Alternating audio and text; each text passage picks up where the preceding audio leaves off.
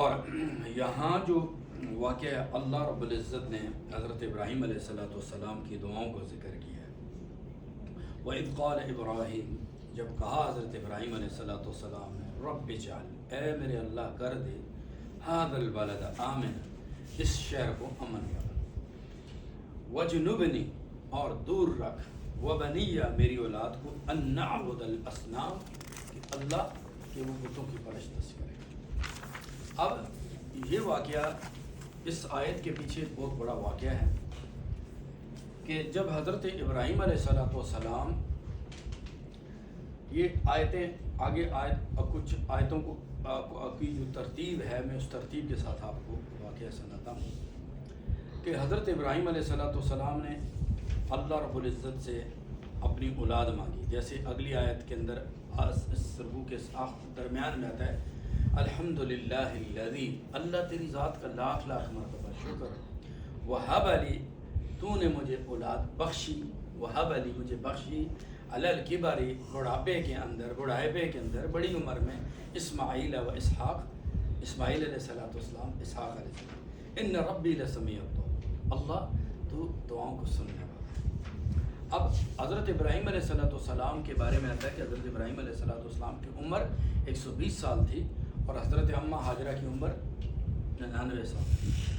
تو یہ اللہ سے ہمیشہ مانگتے رہتے تھے. اسی لیے اللہ کے نبی صلی اللہ علیہ وسلم نے فرمایا اللہ سے نا امید نہیں ہونا چاہیے، اللہ سے مانگتے رہنا چاہیے. اور دعا ایک ایسی چیز ہے جس کا صلہ اللہ ضرور بضرور دیتے ہیں. وہ ڈسٹ بن کی لوتی میں دعا کبھی بھی نہیں جاتی. بعض اوقات اللہ رب العزت اس دعا کو فوراً قبول کر کے اس دنیا میں فائدہ دے دیتی ہے. بعض اوقات اللہ رب العزت دعا کے صدقے آپ کی موجودہ مشکلات کو ٹال دیتے ہیں اور کچھ عرصے کے بعد اللہ اس دعا کو قبول فرماتے ہیں. لیکن رائٹ اوے اس دعا کا فائدہ یہ ہے یا تو قبول ہو جاتی ہے یا اس کے صدقے اللہ رب العزت بلاؤں کو ٹال دیتے ہیں. اور تیسرا فائدہ یہ ہے کہ اگر یہ دونوں کام اللہ نہ کرے دنیا میں، لیکن اس کا اجر اللہ آخرت میں ضرور بضرور عطا کرے. اور حدیث میں آتا ہے کہ قیامت کے دن انسان جا کے دیکھے گا اس کو، اللہ پاک اور اس کے درجات کو بلند کرے گا، تو وہ کہے گا اللہ یہ کس بات کے میرے درجے بلا، میں نے کوئی اچھا کام کیا؟ اللہ فرمائیں گے تیری دنیا میں نے دعائیں جو قبول نہیں کی اس کے ساتھ، کہ وہ کہے گا اللہ کاش میری کوئی دعا قبول نہ ہوتی تو یہاں مجھے فائدہ ہوتا. تو اللہ کے پاس ردی کی ٹوکری نہیں ہے، اللہ اور رسول سنتے ہیں. یہاں حضرت ابراہیم علیہ السلام کا واقعہ یہ ہے کہ حضرت ابراہیم علیہ السلام نے اللہ سے مانگ کر تو اللہ رب العزت نے اولاد عطا کی. وہ پیچھے بات ہم واقعہ بیان اس کی تفصیل میں نہیں جاتے. جب اولاد ہوئی تو اللہ نے ذبح کرنے کا حکم دیا. پھر کرتے اب اللہ رب العزت نے ذبح کرنے کے حکم سے پہلے اللہ نے ایک امتحان حضرت ابراہیم علیہ السلام پر لایا کہ میرے محبوب تم ایسے کرو کہ اپنے بچے کو اور اپنی بیوی کو مجھ اللہ کے نام پر یہاں سے لے کر نکل جاؤ اور جہاں میرا حکم ہوگا وہاں اس کو چھوڑ دے. تو حضرت جبرائیل علیہ السلام آئے انسانی شکل میں، آ کر کہا کہ اللہ کا حکم ہے کہ آپ اپنی بیوی اور بچے کو لے اور خاموش ہو کر، بات کوئی نہیں کرنی ہے، نکل جائے. حضرت شام سے حضرت ابراہیم علیہ السلام نے اونٹ پر اپنی بیوی کو بچوں کو بٹھایا اور خود اونٹ کی مہار پکڑی اور چل رہے ہیں، اور ساتھ جبرائیل علیہ السلام، کبھی جبرائیل علیہ السلام مہار پر، کبھی ابراہیم علیہ السلام چلتے جاتے ہیں. اور جہاں کہیں سبزہ وادی پانی نظر آتا تو حضرت ابراہیم علیہ السلام کہتے اللہ نے مجھے یہاں رکنے کا کہا ہے. حضرت جبرائیل کہتے نہیں، تم چلتے جاؤ. چلتے جہاں زندگی کے آثار نظر آتے، خوبصورت لشکری وادی نظر آتی، ابراہیم علیہ السلام کہتے یہاں رکنا ہے. اللہ کہتے ہیں ابراہیم.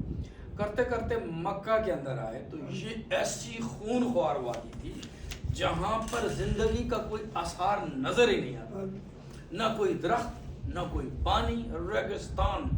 اور یہ وہ علاقہ تھا جو مکہ شریف جہاں اللہ کا گھر ہے، جہاں سے کوئی پرندہ کیا کہ کوئی انسان کی کوئی آثار بھی نظر نہیں. کیوں؟ اس راستے میں پانی نہیں تھا، کوئی اس راستے سے آتا ہی نہیں تھا. تو جب اس وادی کے اندر پہنچے تو ابراہیم علیہ السلام کے دل میں تھا یہ تو زندگی کے آثار ہی نہیں ہے، اس وادی میں کہاں مجھے اللہ نے کہہ دیا. پھر جبرائیل علیہ السلام نے اپنا اونٹ روکا. جب اونٹ روکا تو ابراہیم علیہ السلام اللہ کے پیغمبر تھے، وہ سمجھ گئے کہ حکم آ گیا. فرمایا ابراہیم، جبرائیل یہاں اللہ نے رکنے کا کہا ہے.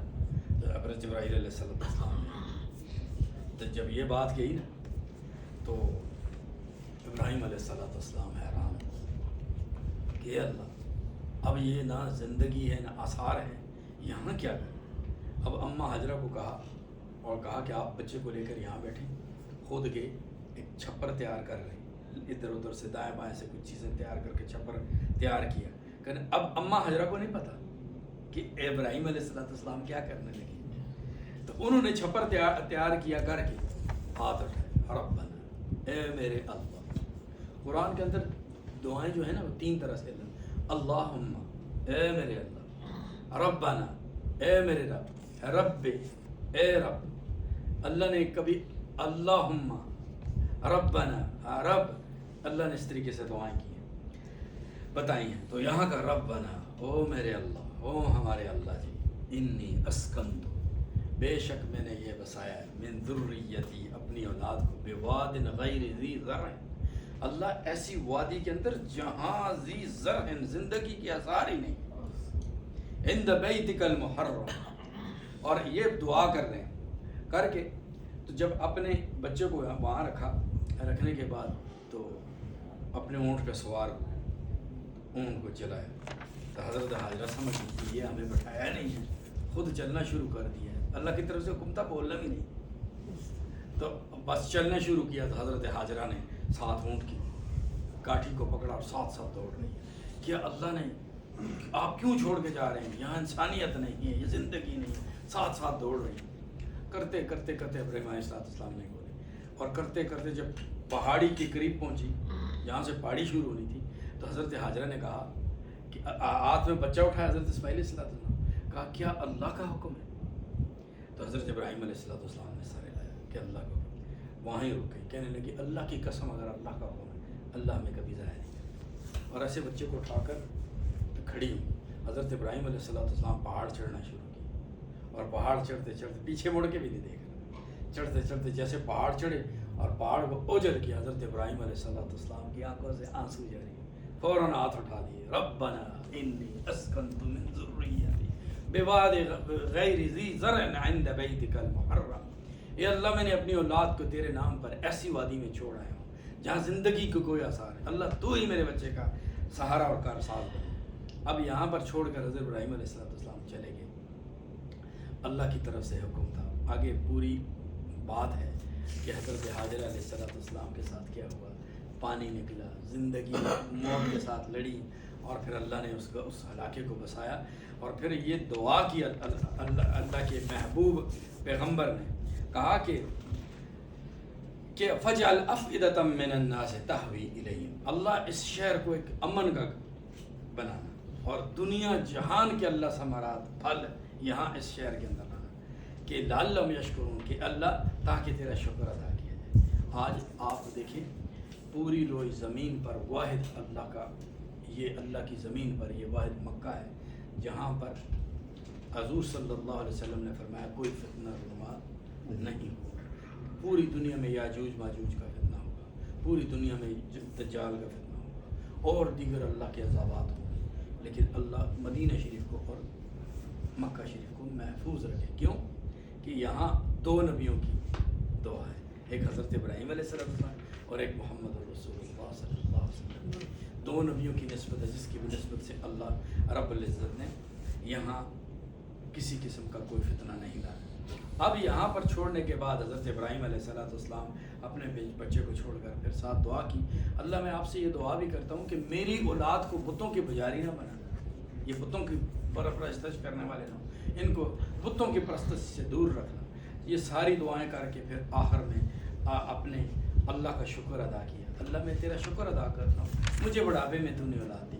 مطلب یہ ہوا کہ اللہ رب العزت کا کسی کے اوپر شکر ہو، احسان ہو، تو اس کا شکر ادا زبان سے کرنا چاہیے، یہ کہنا چاہیے اے اللہ میرے پاس کچھ نہیں تھا، میں غریب تھا، اللہ تو نے مجھے پیسے دیے، اللہ تو نے مجھے گاڑیاں دی، اللہ مجھے تو نے صحت دی، اللہ تو نے مجھے بچے دیے، اللہ تو نے مجھے گھر دیا، اللہ تو نے مجھے عزت دی، یا اللہ میں تیری کس نعمت کا شکر، اللہ تو نے ہمیں اسلام دیا، اللہ تو نے مجھے قرآن پڑھنے کی دی۔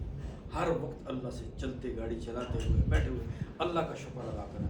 اور یہ 2 چیزیں ہوتی ہیں، علماء نے لکھا ہے جو انسان اس تنہائی کے اندر اللہ کی نام لے کر، اللہ کی صفات کو گن کر، اپنے رب کے احسان کو گن کر کرتا ہے، اس سے دو فائدے ہوتے ہیں۔ سب سے بڑا فائدہ انسان کا یہ ہوتا ہے کہ وہ اللہ کا شاکر رہتا ہے، اور دوسرا فائدہ یہ ہوتا ہے کہ انسان کا ایمان بڑھتا رہتا ہے، اس سے اللہ سے باتیں کرنے کا مزہ آتا ہے۔ اور یقین جانی سب سے بہترین مزہ جو ہے نا تنہائی میں اللہ سے باتیں کرنے کا، جو یہ مزہ ہے نا، آپ کبھی تجربہ کر کے دیکھیں، جو تنہائی میں آپ نے اللہ سے جو بات کرنے کا مزہ ہے، اس جیسا مزہ کوئی نہیں۔ کبھی آپ زندگی میں شاید آپ نے تجربہ کیا بھی ہو اور کر کے بھی دیکھیں، اس جیسا مزہ کوئی بھی۔ جب انسان اپنے رب سے بات کرتا ہے تو انسان کو اندر سے سکون ملتا ہے۔ تو اللہ رب العزت نے یہ کہا، اور پھر آخر کے اندر اللہ نے مجھے اور آپ کو ایک دعا سکھلائی کہ کبھی بھی جب بھی دعا کریں اپنی اولاد کے لیے، اپنے ماں باپ کے لیے دعا کریں، یا اللہ میری اولاد کو میری آنکھوں کی ٹھنڈک بنا، اللہ ان کو ایمان پر ثابت قدم رکھ۔ جیسے ابراہیم علیہ السلام، میرے بچوں کو اللہ اس سے بتوں کی اس سے دور کری، اللہ میری اولاد کو نیک کر، اللہ ان کے لیے حساب آسان کر دے، میرے ماں باپ پر فضل کر۔ انسان کو اپنے دعاؤں کے اندر اپنے ماں باپ کو، اپنی اولاد کو یاد رکھنا چاہیے۔ اور حضور صلی اللہ علیہ وسلم نے فرمایا اللہ کسی انسان کی دعا کو نہیں قبول کرتے جس کا دل اللہ کی طرف متوجہ نہ ہو، اور جس کا دل غافل ہو اللہ اس کی دعا کو قبول نہیں کرتے۔ بالکل اللہ سے متوجہ ہو کر اللہ سے دعا کرنی چاہیے۔ اللہ پاک مجھے اور آپ سب کو دین کے مطابق آمین آمین۔ اللہم انت السلام ومنک السلام تبارک ربنا وتعالیٰ یا ذا الجلال والاکرام۔ یا اللہ ہم سب کے گھروں کے اندر خیر و برکت فرما، ہر قسم کی پریشانیوں سے، پریشانیوں سے، بیماریوں سے اللہ ہماری اور ہمارے گھر والوں کی حفاظت فرما، ہماری دعاؤں کو قبول فرما، ہماری احسان پیدا فرما، ہماری مشکلات کو سمجھ، ہمارے دلوں کے حاجتوں کو پورا فرما، ہمارے والدین جن کی صحت سلامتی اللہ ان کو عطا فرما، جن کے فوت ہو چکے اللہ ان کو مغفرت فرما، ہمارے بیوی بچوں کی جان مال عزت اور ایمان کے اندر حفاظت فرما۔ اللہ تبارک